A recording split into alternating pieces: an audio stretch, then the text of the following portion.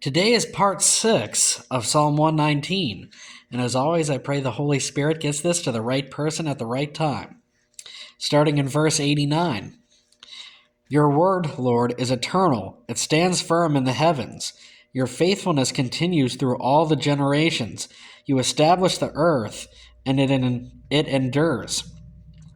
Your law endures to this day, for all things serve you. If your law had not been my delight, I would have perished in my affliction. And that's important. So I'll read that last one again.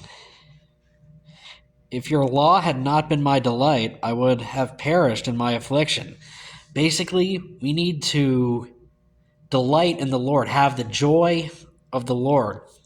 Happiness is one thing. Happiness is a temporary human emotion, but joy of the Lord is from God, from the Holy Spirit.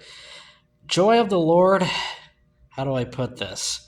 It's like realizing that basically it tends to be a little more complex than this, but it's like thoroughly enjoying having such a close relationship with God, with Jesus Christ, with the Holy Spirit, that the things of the world, half the time they just don't even cross your mind. I'm sure that there's some people that can describe it better than me, but that's what I get out of what joy of the Lord is. Okay. Verse 93. I will never forget your precepts, for by them you have preserved my life. Save me, for I am yours. I have sought out your precepts. The wicked are waiting to destroy me, but I will ponder your statutes. To all perfection I see a limit, but your commands are boundless. Now, something stood out to me in verse 95. The wicked are waiting to destroy me, but I will ponder on your statutes.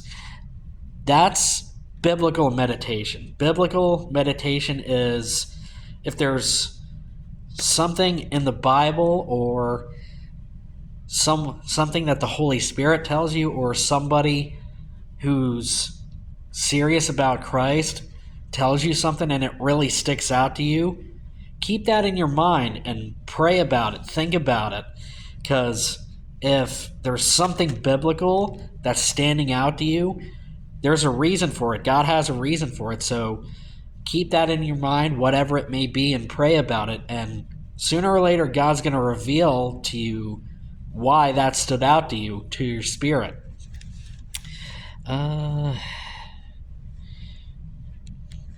Verse 97.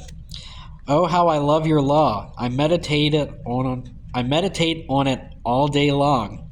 Your commands are always with me and make me wiser than my enemies. Wisdom, godly wisdom is such an important thing.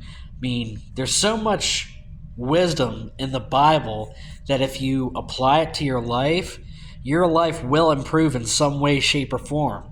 Look at the 10 Commandments, the entire book of Proverbs, Matthew chapter 5, 6, and 7. And those are just some parts in the Bible.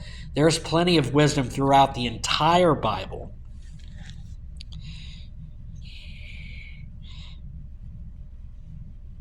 See, verse 99. You have more insight than all my teachers, for I meditate on your statutes. I have more understanding than the elders, for I obey your precepts. That goes back to Isaiah 55, verse 8 and 9. God's ways are higher than ours. God's understanding is greater than ours. Same thing with his wisdom. His wisdom is much better than ours. We are only the creation. Who are we to say that we're wiser than the Creator? That's the same thing that happened to Lucifer, now Satan. Satan was Lucifer at one point, the angel of light, and basically pride got to him and thought he wanted to become greater than God. He wanted to become greater than the Creator. And look at what happened to him. So, if we think that we are wiser than the one who created us, it may not look the exact same, but if we think we're wiser than God, it's the same concept as Lucifer thinking that he could become greater than God. That's pride. Let's see. Verse 101. I have kept my feet from every evil path so that I might obey your word. I have not departed from your laws, for you yourself have taught me.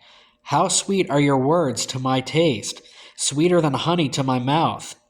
I gain understanding from your precepts. Therefore I hate every wrong path.